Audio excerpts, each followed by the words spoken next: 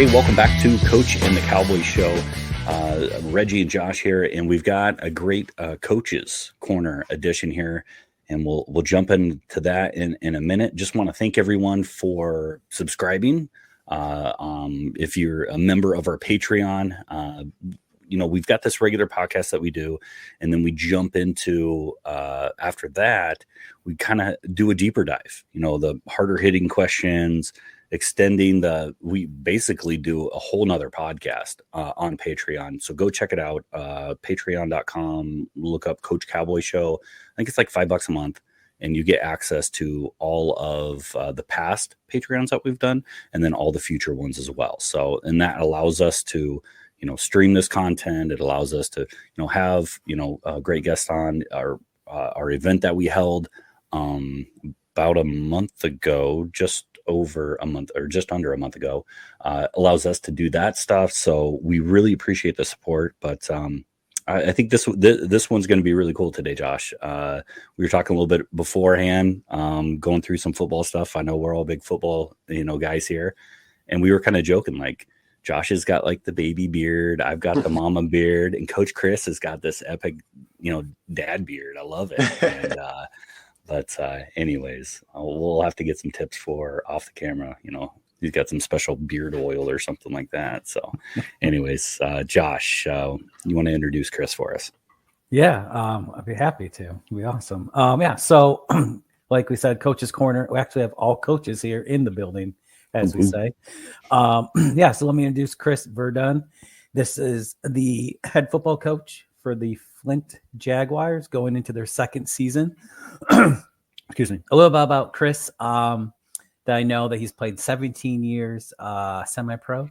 The last 6 was for the Ravens. He's won 6 league titles and 3 chips. So he knows how to win.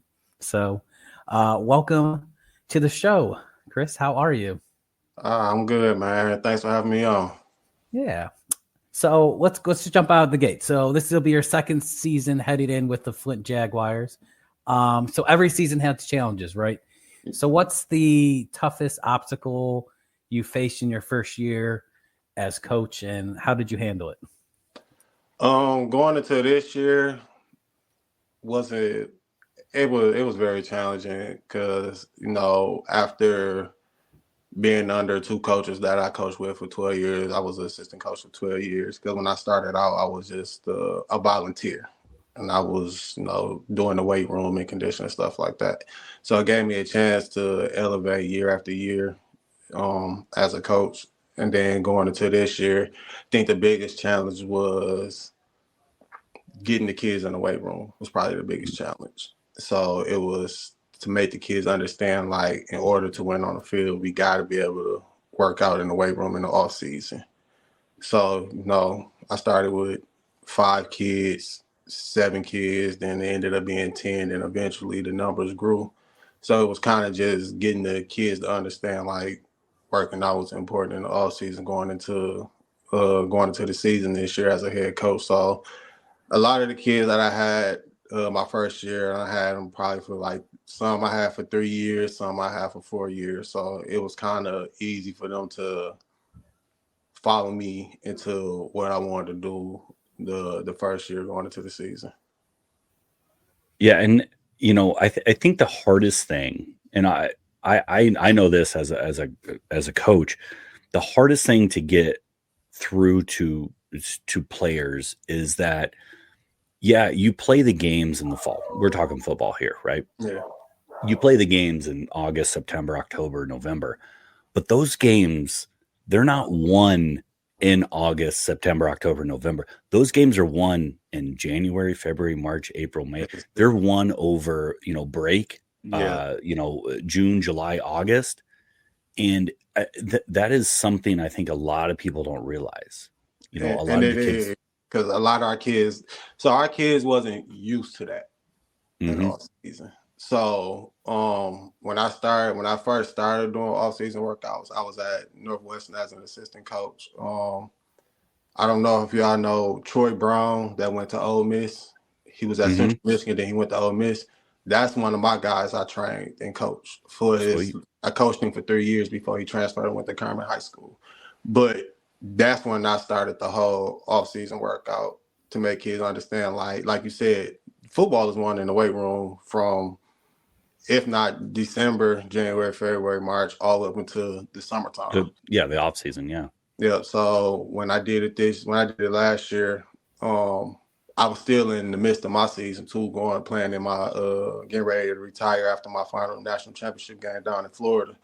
So when I got back, we got right back to work, and as they seen as the work progress, working out, and as we got closer to the summer, they got to seeing the difference in the strength and how much stronger they are, faster and stuff like that. So that made them understand, like, before we can win on that gridiron, we gotta win in the weight room. We gotta dominate here first, because your talent is not going to win games like that. Because I would tell them, we behind.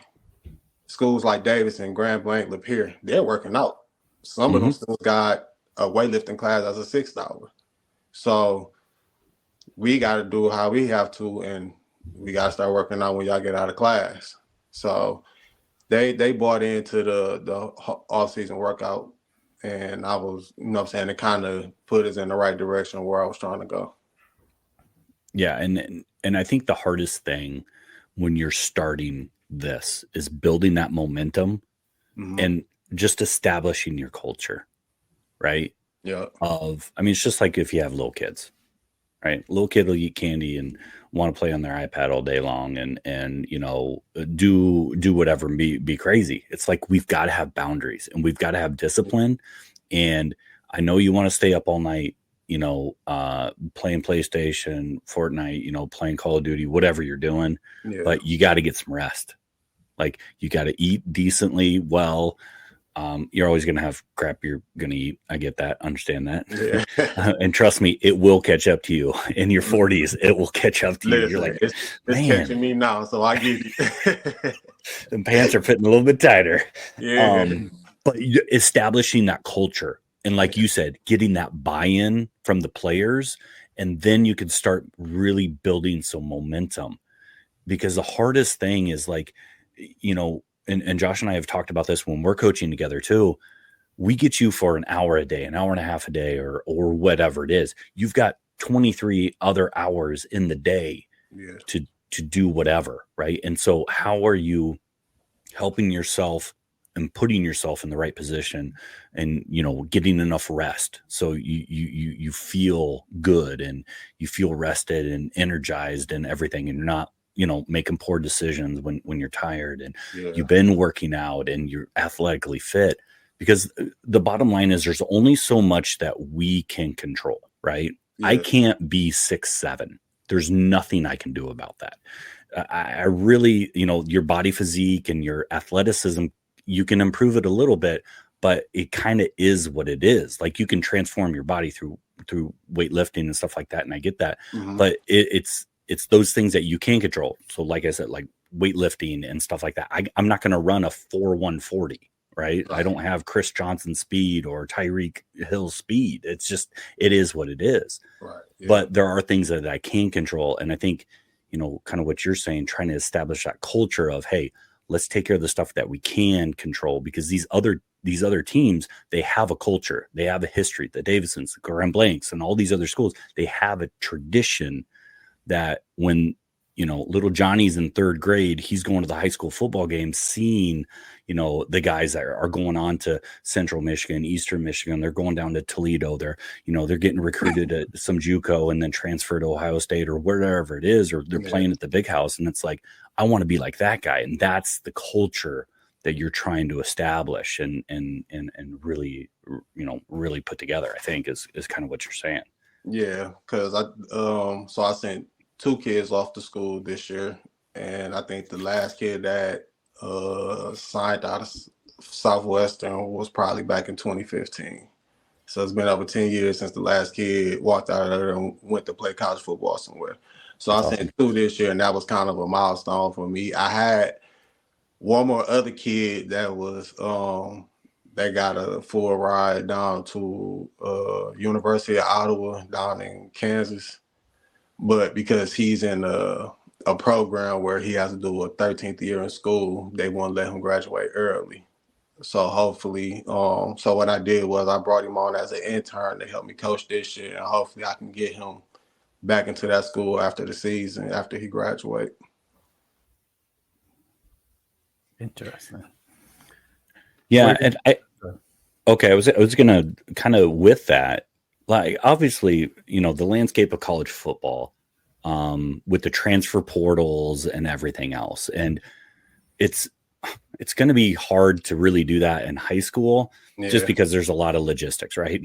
You probably live at home with your folks, and it's not like they can just pick up and move anywhere, right? Or, and obviously the state of Michigan's got rules around transferring and, eligibility and all that stuff. But even more than that is this mentality. And, when you played, when I played, whatever, and when Josh played, it was like, you just knew that the first couple of years, unless you're just some crazy stud, the first couple of years is going to be tough, right? You gotta, put your nose to the grindstone. You gotta,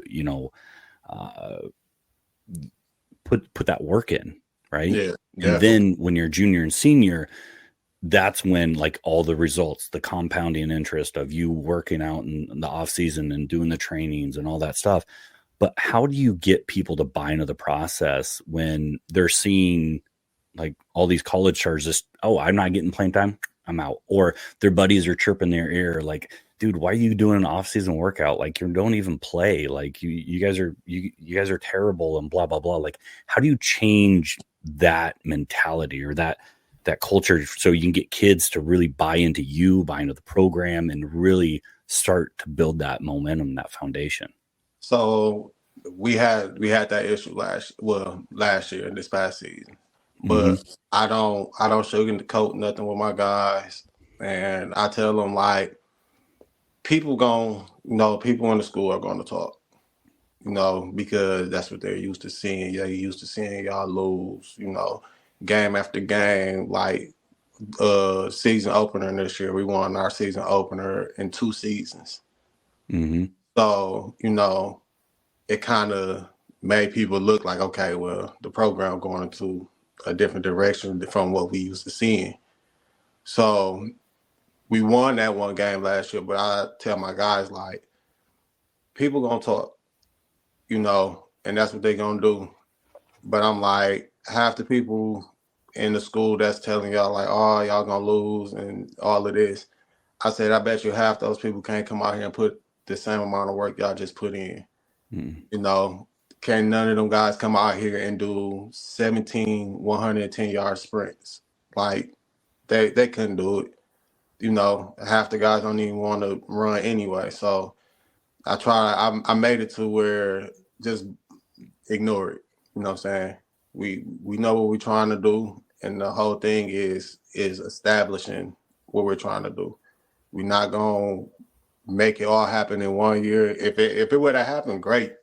We shocked the whole world, but our kids wasn't getting that support the last 2 years. But this year they seen a lot more support this year going into games, and we've been in a lot of dog fights. We lost a lot of games by a lot of points, but people seen the change. They seen the effort, because when we started, when a high school practice officially started, I had like 40, 45 kids, maybe 50. And Flint not used to seeing that many kids. So by the time the season started, I was still at 35, 40 kids. And then, my 6 years being assistant coach, we never had enough linemen to go one way. So I had enough linemen to go one way. So like that was a change for me, because nobody really paid attention to the fact like, dang, they got enough linemen just to play offensive line and defensive line without them having to go both ways.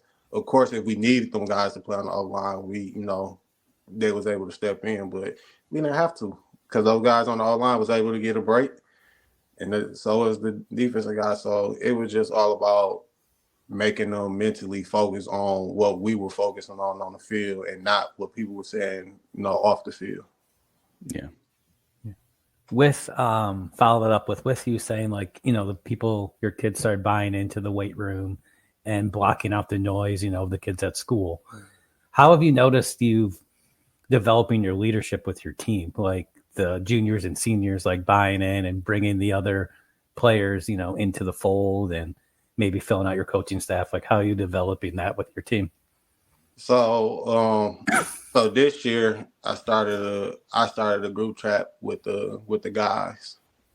So I do have a linebacker. He played linebacker and running back for me. He'll be a senior coming in. So what I did, I made him my leader. I not let him know straight, like, you're not my captain just yet. Right now, I need to see leadership from you, because I have 4 guys last year. If I text them something, they immediately got it to everybody else. And if everybody was responding, I didn't have to say too much to the other players. They done it for me. So now with my running back coming back the upcoming season, that's what I'm trying to install with him. So I did have to let him know, like, you're not reliable right now. Because when I text you and I need you to pass on the message, you're not responding back to me. So until I can rely on you right now, it's hard to even accept you as a leader right now, but I know how much you want to play that role. So I'm not just going to snatch it from you, but you got to understand, we have to get in the weight room, and I made it mandatory for any guy that want to play for me, they have to run track. It's not even a request. No, I love that, right? Because you as a leader, I mean, again, it's just like parenting, right? You're not disciplining them; they're disciplining themselves. Like, they're showing who they are, right? And if I can't trust you to do this simple task, then how are we gonna, how can I trust you that you're going to follow through on, 4th and whatever, and we got to get the first down, and we got to do this. Like, it all, like, how you do anything is how you do everything. And exactly. We got to have boundaries, and you stepped over the boundary, and that's unacceptable. This is the standard we got. And I think that's a problem. Like, I'm big on, if you've got a problem, like, your team will emulate the coach. Yeah. Right. Like, if you let things slide and everything else, don't be shocked when it starts hitting a fan when you need it the most, and there's no discipline there. Like, you've got to have boundaries, like you said, in the off season. And, I don't care if it's, making sure everybody knows what time the team dinner is or whatever else, or what the dress, like, all of that stuff is important. Yeah, and I that was another big thing that I set an example of last year. So, like, when they would get out of school, like, after a practice, I'd be like, hey, we are down here at the end of this hallway. At this time, I don't need y'all running around the hallways. I don't need y'all doing any of that, because that was kind of a big deal, a big problem before. So this past season, the athletic director was like, I don't know what you did to these boys, like, but they're not running the hall. I was like, that's because they don't want to, they don't want to deal with me. Because last year I had to kick 2 kids off the team, something I didn't want to have to do. But to show, like, you're not bigger than the team, and you're not just going to do what you want, and I gave them chance after chance. And then at that point, I'm just like, okay, I got to let y'all go. Because if I'm going to do this, I can't let y'all be a cancer to the team, because it only takes one person and it affects everybody else. And so, man. And I guess, and a lot of kids, when they see me kick those guys off the team, they see, like, I wasn't joking. And I take this serious, because I take coaching, like, coaching is a craft. It's not really something you can just get up like, hey, I want to be a coach. So everything that I did last year and then this offseason, I took a lot of time to evaluate myself, with everything that I possibly could have done wrong or what I could have done better. And that's what I did for the upcoming season. So in order for my players to follow, I have to change the way I do things. So I have to make corrections within myself. And the same as my coaches, my coaching staff, I let them know the same thing. I can't lead y'all if I don't correct the things I need to do. And then we can't lead the guys into games and win games if we don't change as a whole. So I made a lot of changes coming into this new offseason this year, and I think the kids kind of understand to an extent right now, but I think they catching the drift of, no cussing in the weight room, none of that. That goes for me too. So if I got to stop, everybody got to stop. So if I'm telling y'all to do something, I'm gonna follow suit, and that's the only way this is gonna pursue, and we're gonna be able to build this program back up. I like that. The piggyback that. So with everything you're doing, what's your identity for next year with your team? Like, what's your big thing? More.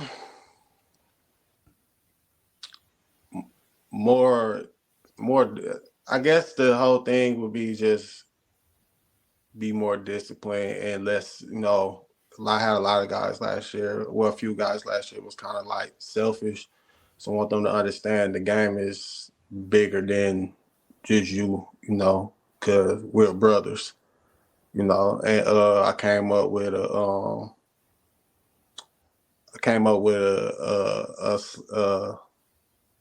a name for our group called Gang, but it's great ain't good ain't near great.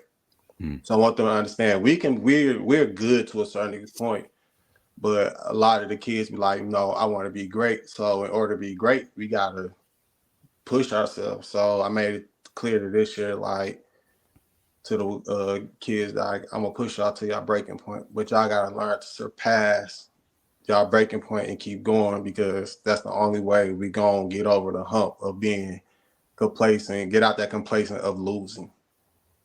Because I understood. I had in high school I won 2 games, so I understand the lose. It come a mental and a complacent thing. So and then my years playing down in Detroit, I understood what it meant to win. Like, I think I lost 3 games in like 6 years. So I understood the importance of winning. So I wasn't just out there by myself. Like, I felt like I had to cover a lot of ground doing everything, because I played in Flint too. So going down there, knowing I could trust this guy next to me and this guy next to me, and I don't have to worry about nothing. That's how this is only going to work, is that they got to learn to trust each other. And I think that's one of the huge things we have a problem with, is our guys is trusting the guy next to them. What's crazy is that I think the difference between a team that win or loses 3 games in 6 years, or whatever the stat you just said, and then the team that wins 6 games or 3 games in 6 years, I don't think there's a huge talent gap like the NFL, right? Mm-hmm. But I think it's more mental than anything. It is. You know what I mean? And I guess, how do you, coming from the background that you have and playing it, everybody wants to, the stud athlete wants to turn coach. That's kind of the trend right now in college football, right? Yeah. With everybody, with Dion kind of leading the charge, and now Ed Reed and other people are following suit, which is great, but it is not as easy as what you think it is, because you're used to relying on your talent, your abilities, your motor and everything else. And now you got to turn around and it's like, they're not handing, you're a quarterback, right? So, you're not getting the ball. You're not leading the huddle. You're not doing that. You're on the sidelines. And now you're dependent on these kids lead. Like, what is that transition? What's the biggest, hurdle that you've had to overcome personally, transitioning from high level football, and this is where we're at, and the expectation and the mentality and the training and the preparation, to, a team that struggled, and you guys struggled this year. And, like, what is that biggest, what is that transition like? I don't want to say it's a huge transition, but the conversation I have with the guys, and I was glad that they told me this. I let them get too comfortable. I let them get too comfortable. And when they told me that, I like to try to make sure the kids are still having fun even when we have practice. So when he told me that, I'm like, yeah, I did joke a little too much with y'all during practice sometimes and stuff like that. So the whole transition is making them uncomfortable now. You know what I'm saying? In order for this thing to work, you got to be uncomfortable in order to be comfortable.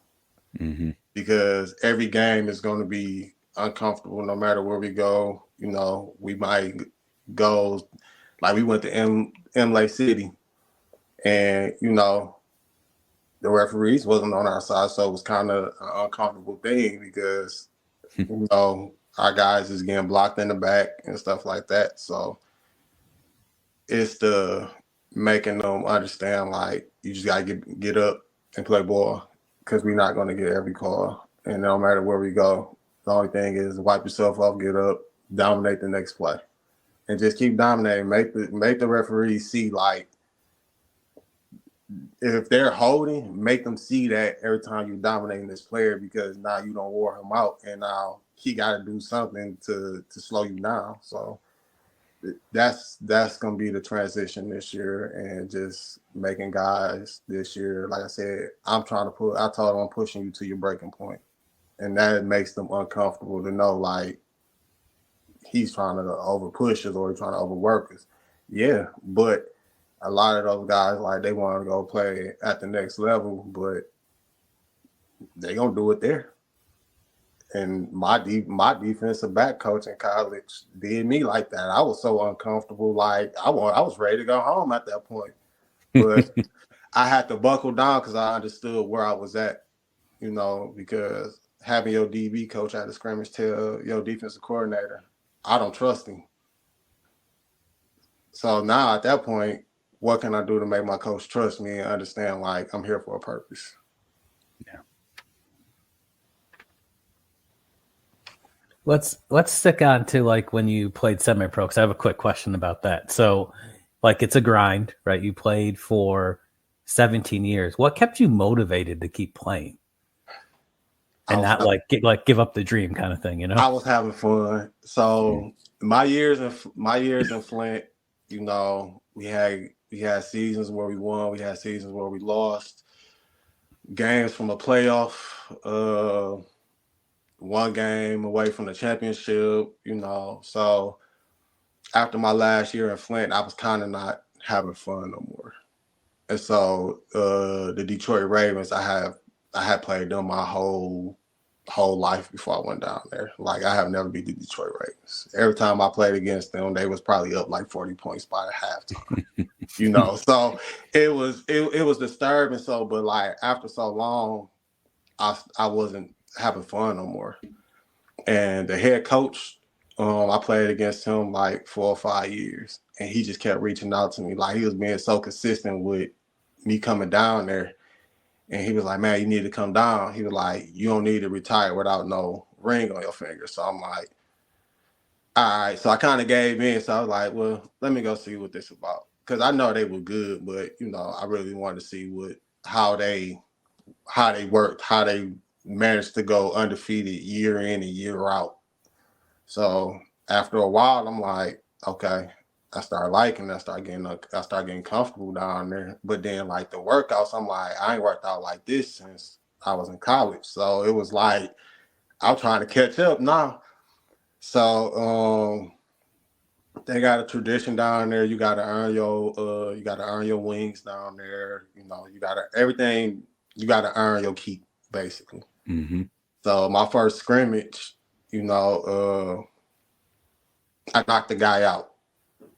Playing safety, the guy ran the sprint, I knocked him out. So they gave me the nickname. I was wearing number 30, so they gave me the nickname Dirty 30. I'm a violent hitter. So they see how small I am. Like, I'm 180, 185. So I didn't care how big the running back was, receiver, tight end. It was me and you. It was, and the way I thought about it, it's gonna be you. So I think like 2 scrimmages in, I probably busted a guy forehead. I gave one guy a concussion. Like, I didn't care. I was just regular bandit. So when I got that name, it was just because I missed out after that first year. I ended up missing out because I blew my right knee. I blew my PCL and both MCLs. But I was back in time to play in my first national championship that year too. Good stuff. Hey, what's one thing that a lot of people don't realize? Because we think, pro athletes and, you're getting paid all this money and you're doing all these things. I mean, people don't realize that, the Lamar Jacksons, the Patrick Mahomes, and all these big names out there, that's a very, very, very small population of the NFL, of, the semi-pro, of the Canadian and all that stuff.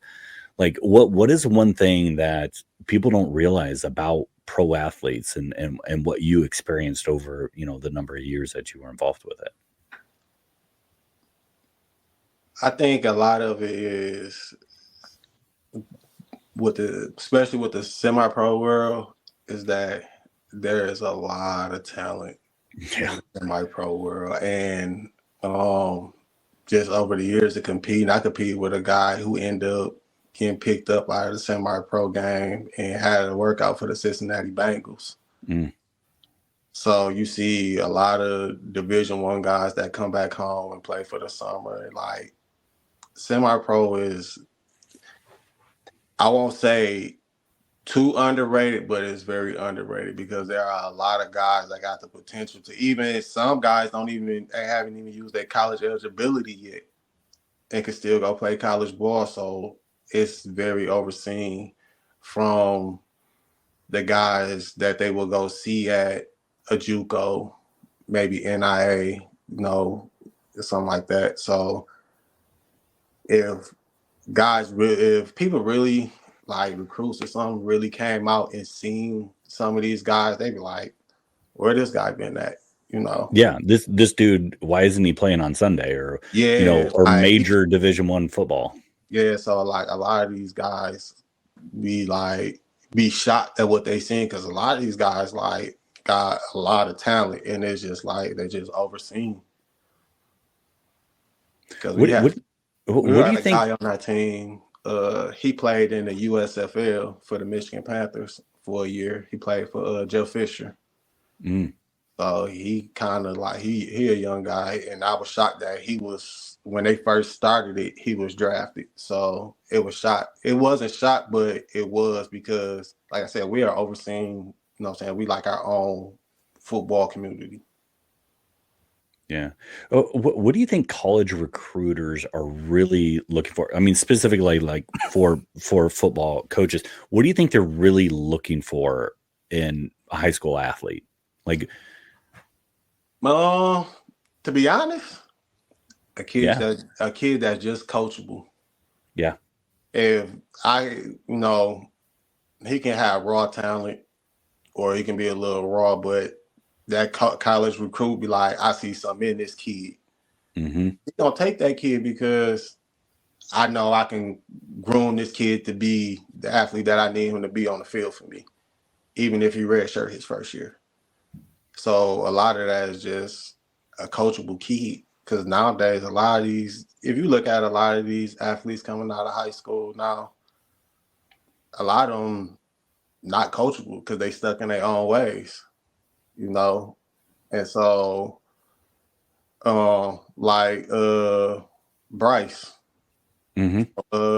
Belleville, he left, he committed to LSU, and then all of a sudden, the NIL deal to get him over at Michigan, but who's to say he's going to actually be the stud that Michigan need at quarterback, Yeah. So it's hard to really say, but a lot of recruits, when it comes to recruiting a kid, a coach really just looking for a kid that can be coachable. Because I tell my guys all the time, the whole recruiting process is like the recruiter is a car dealer at a dealership, and you coming in to buy a car, but you don't want this car, but he's going to sell you on everything you need to hear to buy this car. So he's going to tell you, hey, you can come in right away and you can start for me and A, B, and C. And I tell my guys, listen, don't believe what they tell you, because that's just me personally off going how I went when I got recruited. And I said, if you want to go there, then go there, but you're going to have to work hard if you want to step on that field on Saturdays, but it's not going to be easy. So I definitely try to make them understand that, like, a college recruit going to tell you everything. He going to sell you the biggest dream in the world, Then you get there and he can be like, he said I was gonna play, but I warned you. That's just how the process go. Mm-hmm.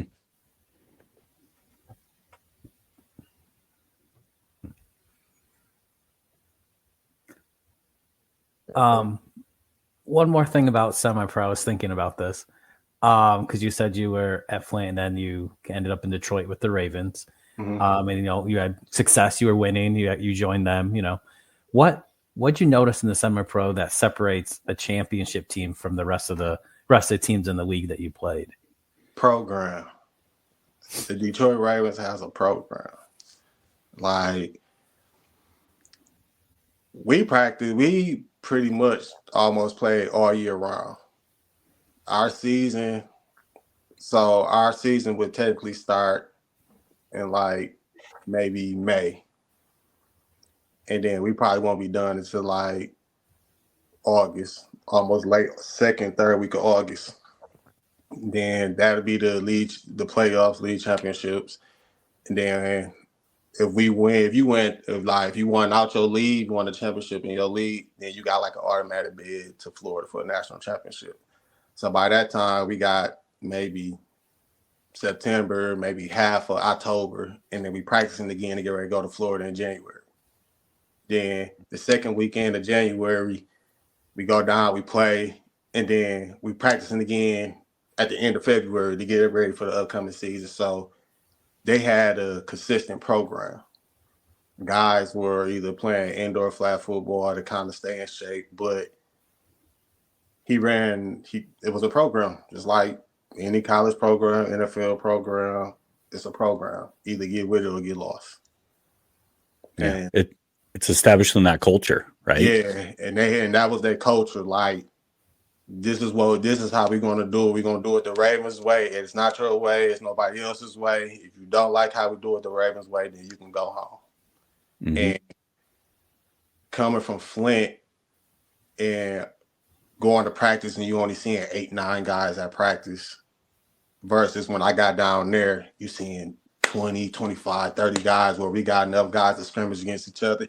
It was almost like watching Hard Knocks camp where we competing against the offense and like we'll get into it with each other. We about ready to fight, but at the end of practice, it was all love. We brothers, we go game days, we fight together. So that was the difference between the Ravens and a lot of other programs that I think are trying to catch up with the Ravens because they've been doing it for so long that it becomes after a couple of years playing down there, I just gelled in. Now I'm just comfortable I know what to expect. I know what he expects. I know what he expects out of me or all the guys around me. So the standards are high. So when you come in, you gotta understand they're not going to change their standards for nobody.